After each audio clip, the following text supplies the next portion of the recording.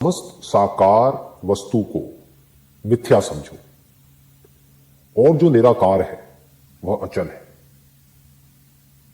इस तत्व का उपदेश प्राप्त कर लेने पर पुनर्जन्म की संभावना मिट जाती है। This is something very interesting. समस्त साकार वस्तु को मिथ्या समझो। हुआ क्या? एक तरफ कहा गया है स्क्रिप्चर्स में, वेदांत में एक तरफ कहा गया है ब्रह्म सत्यम जगत मिथ्या, और दूसरी तरफ क्या कहा गया है? अहम ब्रह्मस्मि। और क्या कहा गया है इसके अलावा स्क्रिप्चर्स में? ओम इत्येतद अक्षरम इदम सर्वम, मतलब कि जो ब्रह्म है, जो अक्षर है, वो ही सब कुछ है। तो अब इन दोनों में से क्या सच है? लोग कंफ्यूज हो गए। किसी ने इसको पकड़ लिया, किसी ने उसको पकड़ लिया, लेकिन समझा ही नहीं कि इसका मतलब क्या है। एक तरफ कहा जा रहा है कि जो ब्रह्म है वो सत्यम है, वो सत्य है, और जो जगत है वो मिथ्या है, वो सब माया है। और दूसरी तरफ क्या कहा जा रहा है कि जगत भी ब्रह्म ही है। तो अगर जगत मिथ्या है तो ब्रह्म भी मिथ्या हो गया। समझ गए? इसको बोलते हैं गलत तरीके से चीजों को समझना। तो बहुत लोगों ने क्या बोलना शुरू कर दिया कि ब्रह्म भी मिथ्या है, ब्रह्म है ही नहीं, क्योंकि इसके बारे में तो किसी ने बात ही नहीं करी। साउंड ऑफ साइलेंस के बारे में तो किसी ने बात ही नहीं करी आज तक पास्ट में। तो लोगों ने क्या कहा कि ब्रह्म नाम की कोई चीज है ही नहीं, ऐसी कोई वस्तु है ही नहीं, ऐसा कोई तत्व है ही नहीं। जब जगत मिथ्या तो ब्रह्म भी मिथ्या। शून्यता, एम्प्टीनेस, जो बुद्धिज्म में गलती हुई है बहुत बड़ी। टॉक अबाउट एम्प्टीनेस, कि कहीं भी कुछ भी नहीं है, सब कुछ खाली है, ऐसा कोई सब्सटेंस है ही नहीं, ऐसी कोई रियलिटी है ही नहीं। अगर ये जगत मिथ्या तो वो भी मिथ्या। मतलब तीन अलग अलग मत है। एक क्या कहते हैं कि जगत ही सच है, भगवान और ये वो परमात्मा, आत्मा, ब्रह्म, ये सब बेकार की बातें। These kind of people you can call them as materialistic. दूसरे क्या है जो कहेंगे हाँ बस सिर्फ ब्रह्म ही सत्य है, बाकी ये सब असत है। तो वो क्या करेंगे? वो छोड़ छाड़ के भागेंगे, वो भगोड़े मिलेंगे आपको, डर करके भाग रहे हैं। तो मिथ्या है तो उससे डर के भाग क्यों रहे हो? और कभी समझा ही नहीं। जो मिथ्या है उससे डर करके क्यों भाग रहे हो? ब्रह्म सत्यम है। कौन है ब्रह्म? अहम ब्रह्मस्मि। तो आप ब्रह्म हो, आप रियल हो। अगर दुनिया अनरियल है तो क्यों भाग रहे हो? कहां भाग रहे हो? कहां जा रहे हो? जहां जा रहे हो वो अनरियल नहीं है क्या?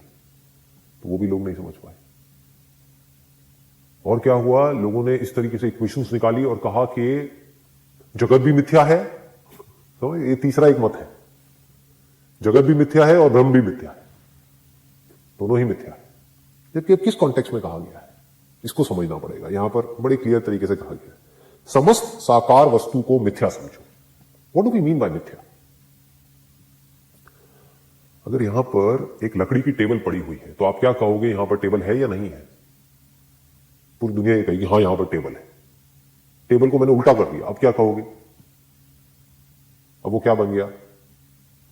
एक बॉक्स बन गया ना। जब सीधी रखी तो वो टेबल लग रही है, उल्टी कर दी तो वो अब वो क्या है? बॉक्स है। तो क्या बॉक्स सच है या टेबल सच है? क्या वो बॉक्स है या टेबल है? ना वो बॉक्स है ना वो टेबल है, वो लकड़ी है। तो मिथ्या क्या है? जो भी कुछ इस दुनिया के बारे में हम कह रहे हैं, बोल रहे हैं, सोच रहे हैं, वो सब मिथ्या है। क्यों? क्योंकि है कुछ और, उसको बोल कुछ और रहे हैं। है लकड़ी, बोल टेबल रहे हैं। बोल टेबल रहे हैं इसमें कोई प्रॉब्लम नहीं है, उसको टेबल समझ रहे हैं, ये प्रॉब्लम। इस बॉडी को बॉडी बोल रहे हैं, ये प्रॉब्लम नहीं है, बट खुद को बॉडी समझ रहे हैं, ये प्रॉब्लम है। तो समस्त साकार वस्तु को मिथ्या समझो और जो निराकार है वह अचल है। अचल मतलब वो जो कहीं आता जाता नहीं है, जैसे लहरें आती जाती है। अगर इसको लहरों के एग्जांपल से आप समझो तो समस्त साकार वस्तु को मतलब कि एक समुद्र में बुलबुले हैं, लहरें हैं, अलग अलग तरह की फॉर्म्स हैं, तो सबको मिथ्या समझो। तो क्या कहा जा रहा है यहां पर? जो उसकी फॉर्म्स हैं उसको हम अलग अलग नाम दे रहे हैं, लेकिन ये सब मिथ्या है, क्योंकि इसका अपने आप में कोई एग्जिस्टेंस नहीं है। जो एग्जिस्टेंस है वो सिर्फ पानी का है। लहर है तो लहर को छू के दिखाओ, लहर को देख करके दिखाओ। देखोगे तो पानी को देख रहे हो, छू रहे हो पानी को छू रहे हो, बोल रहे हो। अगर बोल रहे हो लहर कि ठीक है उसकी एक फॉर्म है, उसका नाम लहर है, विच इज ओके। बट पानी के बारे में आपको कुछ अता पता ही नहीं है। ये प्रॉब्लम है, इसको अज्ञान बोलते हैं। तो यहां पर क्या है, एक साकार है और एक निराकार है। तो ब्रह्म सत्यम जगत मिथ्या का मतलब क्या? जगत मतलब क्या? जो नाम रूप है उसको जगत बोलते हैं। तो इसको आप मिथ्या समझो, बस सिर्फ समझना है, कुछ करना नहीं है। लोगों ने समझा नहीं, करना शुरू कर दिया।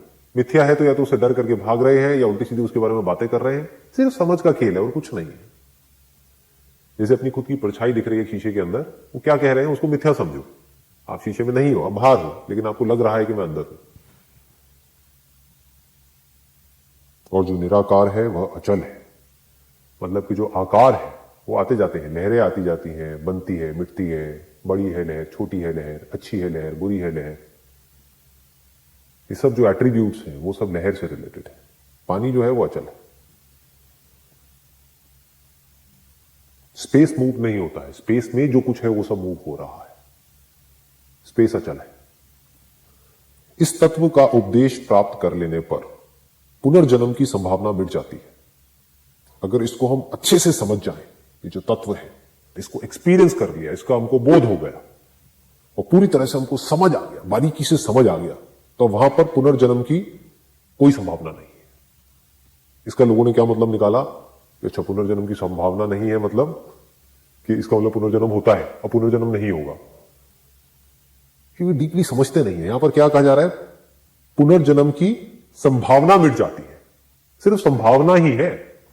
संभावना मतलब समभाव, आप एक भाव के साथ में एक हो गए हो। भाव मतलब वो जो सच नहीं है, एक भावना है। ये मेरा पति है, ये आपका पति, what do you mean by that? ये एक भावना ही है बस, और कुछ नहीं है। वो आपका पति नहीं है, वो एक बॉडी है जो एक इंस्ट्रूमेंट की जैसी है, जो बिल्कुल आपकी बॉडी की जैसी है, जो इन 5 एलिमेंट्स की बनी है। तो एक भावना ही तो है, मेरा पति है। इस भावना की वजह से आप सुखी और दुखी हो रहे हो। अगर ये भावना ना हो तो सुख दुख होना पॉसिबल ही नहीं है। वो बॉडी रहे मिटे, क्या फर्क पड़ता है? मेरा पति ये क्या है? एक भावना ही तो है। तो ऐसे ही पुनर्जन्म ये कोई रियलिटी नहीं है, ये सिर्फ एक भावना है। तो ये भावना मिट जाती है। संभावना मतलब भावना के साथ आप एक हुए पड़े।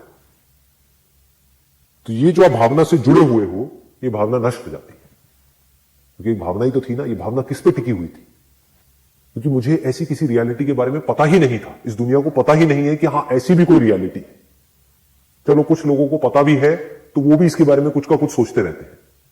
कोई इसको अनंतनाद बोलता है, कोई कुछ बोलता है, कोई कुछ बोलता है, और उसके बारे में कुछ सोचते रहते हैं कि हाँ मैं ये बॉडी हूं, ये अनंतनाद है जो मुझसे अलग है। अब ये एक रास्ता है, इस रास्ते पर चल करके मैं वहां जाऊंगा और वहां पर एक दरवाजा खुलेगा, वहां पर अंदर भगवान जी बैठे होंगे। ऐसा ऐसा लोग सोच रहे हैं। तो अगर कोई इसको रियलाइज कर भी लेता है, यहां तक पहुंच भी जाता है, तो स्क्रिप्चर्स क्या कह रहे हैं कि वो जो रियलिटी है, वो जो ब्रह्म है, वो ही आप हो। तो जब आदमी को ये समझ आ जाता है कि मैं वो ही हूं, जब तक ये समझ नहीं आया तब तक ये भावना नहीं मिटी। समझ कब तक नहीं आ सकता? जब तक इसको एक्सपीरियंस नहीं करोगे। नहीं तो थियोरेटिकली समझ रहे हो, समझते रहो हजारों सालों तक इन स्क्रिप्चर्स को, सब बेकार है, कचरा है, किसी काम का नहीं।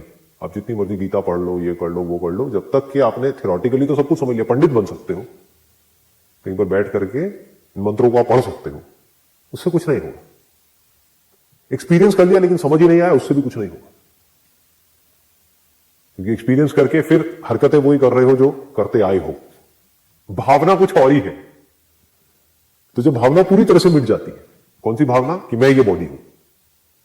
तो जैसे ये भावना मिटी तो पुनर्जन्म की संभावना मिट गई। लोगों के अंदर 2 तरह की भावना है। अगर ये दोनों पूरी तरह से मिट जाए तो समझ जाओ कि अब आप इस पूरे खेल को समझ गए हो। वो क्या है? पहला ये कि मैं ये बॉडी हूं। दूसरा ये, जैसे ही कोई स्पिरिचुअल पाथ पे आता है, थोड़े से पढ़ता है, गीता पढ़ा, ये पढ़ा, वो पढ़ा, तो क्या बोलने लग जाते हैं कि नहीं नहीं मैं ये बॉडी नहीं हूं, मैं तो आत्मा हूं, मैं तो जीव आत्मा हूं। अब मुझे अच्छे कर्म करने हैं तो मुझे स्वर्ग मिलेगा, बुरे कर्म करूंगा तो मुझे नरक मिलेगा। आदमी वहां जाकर के फंस जाता है। सिर्फ ये भावना मिथ्या नहीं है कि आप ये बॉडी हो, ये भी भावना मिथ्या है कि आप एक जीव हो। दोनों ही मिथ्या है। ये जीव जो भाव है आपका, ये किस पे टिका हुआ है? मेमोरी पे ही तो टिका हुआ है। वो मेमोरी किस पे टिकी हुई है? बॉडी पे टिकी हुई है। तो जब आप बॉडी नहीं हो तो उसके अंदर जो मेमोरी पड़ी हुई है वो आप कैसे हो सकते हो? समझे? जीव क्या है? मेमोरी है जो पड़ी हुई है। मेमोरी को निकाल दो, कहां है जीव, कहां है ये कॉन्सेप्ट, कहां है स्वर्ग नर्क, कहां है कि मेरा पुनर्जन्म होगा, ये सारा कुछ मेमोरी में पड़ा हुआ है। ये मेमोरी कहां पड़ी हुई है? इस बॉडी में पड़ी हुई है। तो अगर आप ये बॉडी ही नहीं हो तो इस बॉडी में पड़ी हुई मेमोरी आप कैसे हो सकते हो? Memory is inert. जैसे हार्ड डिस्क इनर्ट है, ऐसे ही हार्ड डिस्क में जो इंफॉर्मेशन पड़ी हुई है वो भी इनर्ट है। एक सॉफ्टवेयर है, एक हार्डवेयर है, एक सूक्ष्म है, एक स्थूल है। लेकिन स्थूल भी मिथ्या है, सूक्ष्म भी मिथ्या है। दोनों का जो सोर्स है वो मैं हूं, और जो सोर्स है वो अनटच्ड है इन दोनों से। इस तत्व का उपदेश प्राप्त कर लेने पर पुनर्जन्म की संभावना मिट जाती है, पूरी तरह से मिट जाती है। इसका मतलब ये नहीं है कि आपका पुनर्जन्म होने वाला था, अगर आप ये नहीं समझते तो, या फिर इस साउंड ऑफ साइलेंस को रियलाइज नहीं करते तो अब आपको एक दूसरी बॉडी मिलती, वहां पर आप पैदा होते अपने कर्मों के हिसाब से। सब मिथ्या है। पुनर्जन्म सिर्फ एक भाव है, not a reality. It is just a thought. मतलब कि थॉट पे जो भी कुछ टिका हुआ था, जो भी आप सोच रहे थे कि मैं बंधन में हूं, मुझे मुक्त होना है, पहले मैं ये था, इस बॉडी से पहले मेरे पास में वो बॉडी थी, अब मैं उस घर में था, अब मेरा इसके बाद में ये होगा, मैंने बड़े बुरे कर्म करे हैं, अब मुझे जानवर की योनियां मिलेंगी, ये इतनी सारी योनियां होती हैं। सब इमेजिनेशन है जो थॉट पे टिकी है, सब ढह जाता है। तो ये संभावना मिट जाती है। पुनर्जन्म का मतलब क्या है? रीबर्थ। रीबर्थ होने के लिए डेथ होना जरूरी है। तो जब मेरी डेथ हो ही नहीं सकती तो बर्थ कैसे होगा? जिसकी डेथ नहीं हो सकती, अगर डेथ झूठ तो बर्थ भी झूठ, बर्थ झूठ तो रीबर्थ भी झूठ। सब कुछ ढह जाता है, सारा झूठ हमारे सामने खुल जाता है। फिर हमें हंसी आती है। अब कैसे डरोगे? चाहोगे भी तो कैसे डरोगे? डरो। मैं पैदा हुआ हूं तो मैं मरूं ना। जो कुछ दिखता है वो पैदा होता है, मरता है, लेकिन जो दिखता है क्या वो पैदा होता है, वो मरता है? जो दिखता है वो बदलता है, लेकिन क्या जो देखता है वो बदलता है? क्या किसी को भी देखने वाले के बदलने का एक्सपीरियंस होता है? उसकी आई साइट खराब होती है एज के साथ साथ में। साइट खराब होती है क्या? साइट खराब नहीं होती, आई साइट खराब होती है। मतलब आईज खराब हो रही है, साइट खराब नहीं हो रही। किसी को भी अपने बूढ़े होने का एक्सपीरियंस नहीं होता है, किसी को भी अपने मरने का एक्सपीरियंस नहीं होता है, किसी को भी अपने पैदा होने का एक्सपीरियंस नहीं होता है। सिर्फ एक भावना है, आपको बता दिया जाता है और आप वैसी भावना बना लेते हो। सिर्फ एक भावना है। ऐसे ही पुनर्जन्म सिर्फ एक भावना है। मैं पैदा हुआ हूं, ये सिर्फ एक भावना है। बॉडी पैदा हुई है, हां ठीक है, इंस्ट्रूमेंट पैदा हुआ है, हां ठीक है, मैं पैदा हुआ, मैं मतलब कॉन्शियसनेस पैदा हो रही है क्या? तो सिर्फ यही भावना नहीं मिटती है पुनर्जन्म की, सारी भावनाएं मिट जाती है। इसको नोशंस बोलते हैं। These are wrong notions. तो सारे जो नोशंस हैं ये सिर्फ नोशंस हैं। नोशंस में और रियलिटी में फर्क क्या है? रियलिटी यही है, हमारे सामने है। जो है वो रियलिटी है, जो हमारे एक्सपीरियंस में है वो एक रियलिटी है, जिसको हमने कभी एक्सपीरियंस ही नहीं किया है फिर भी मान रहे हैं, वो सब नोशंस है। हमने एक्सपीरियंस नहीं किया है, बस किसी से सुन लिया है कि हां उसका रीबर्थ हुआ था, तो सिर्फ सुना है। वो जो बोल रहा है अपने रीबर्थ के बारे में, वो किस बेस पर बोल रहा है, उसके पीछे उसका क्या मोटिव है, वो हमें नहीं पता है, बस हम मान रहे हैं। मीडिया ने किसी आदमी के बारे में कुछ बोल दिया तो मान रहे हैं कि हाँ वो बहुत बुरा आदमी है, हमें पता नहीं है। मीडिया ने एक इमेज बना दी किसी आदमी की, ये बड़ा अच्छा पॉलिटिशियन है, तो मान रहे हैं कि हाँ वो एक बहुत अच्छा पॉलिटिशियन है, तो मान रहे हैं, वो बड़े कॉन्फिडेंस से मान रहे हैं। ऐसे मान रहे हैं जैसे हमें पता है। पता नहीं है, सिर्फ एक नोशन है। उस नोशन को पकड़ करके हम एक्साइटेड हो रहे हैं। ऐसे ये नोशंस है जो सब हमारे दिमाग के अंदर भर दिए गए हैं, तरह तरह के नोशंस। तो सारे नोशंस टूट जाते हैं जैसे ज्ञान हो जाता है, आत्मज्ञान हो जाता है।